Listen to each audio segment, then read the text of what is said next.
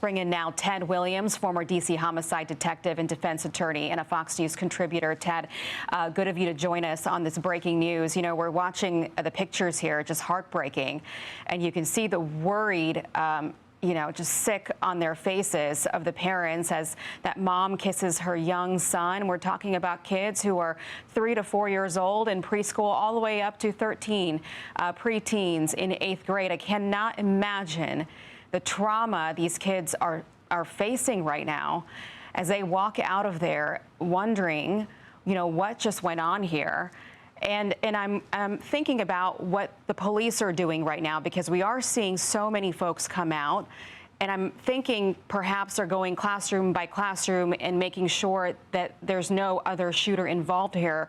As we know, one of those shooters is now contained. Can you just bring us up to speed as to what law enforcement are probably doing right now as these kids and these parents come out of that school? Well, let me just say my heart goes out to all of the parents that have to face this kind of uncertain trauma there in Minneapolis.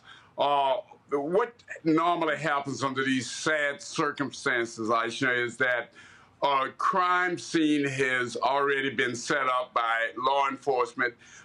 As we know, there's also a reunification center. Normally, there's protocol in place. In America now, schools all around the country prepare, unfortunately, for these kinds of incidents to take place. So at the reunification center, the parents are meeting with many of the students here who have been, as you said, very traumatized. We see students walking around that school, and we can see that they are traumatized. These students, unfortunately, will be perhaps traumatized the rest of their life by what is taking place here. But the crime scene now is being processed. We know that the shooter has been neutralized, and we don't know if the shooter is alive or dead. That information hopefully will come out to us very shortly here. But this is unfortunately another day in America where we have a very tragic incident where perhaps there are casualties. As we've reported that there are casualties, but we're going to wait, I believe, to get some formal information from law enforcement as to what is taking place there in Minneapolis.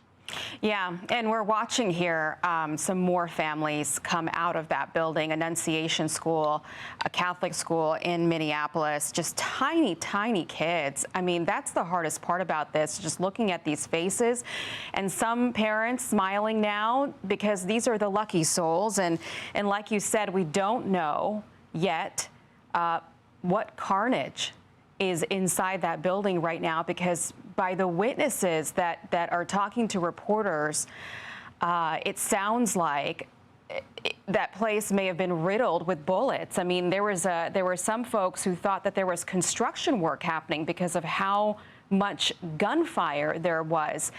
Ted, what does that tell you about a possible weapon?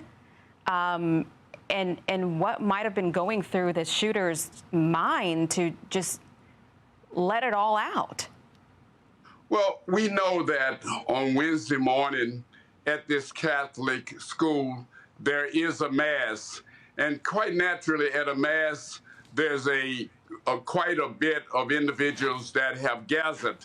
And it seems to me that while we don't know a great deal, or we really don't know anything about the shooter at this stage, there's a possibility that he or she purposely planned this shooting because of the mass that was taking place. It appears when we listen to one of the witnesses that the shooter may very well have been armed with a semi-automatic weapon. Quite naturally, we're going to have to wait and see. I'm sure law enforcement is going to give us that information. But I just want you to think about it. These kids, they got up, they were on their way to the first week of school here just to enjoy being children with other children, and to have to come under this kind of trauma where now maybe, because we really don't know, that some of their classmates will never be here or seen alive on this earth again. That is certainly something that these young children are going to have to live with the rest of their lives.